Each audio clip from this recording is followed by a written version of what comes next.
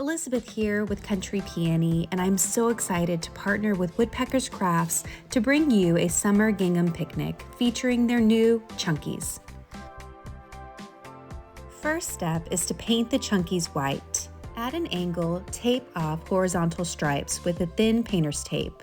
Use the tape as a spacer between the stripes. Then paint, let it dry, and remove the tape.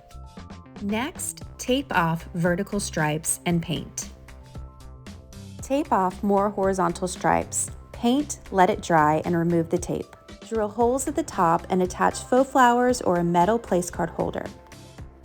Then set the table, add some colorful glassware, some fun texture with wicker, and invite your friends over for a sweet summer picnic.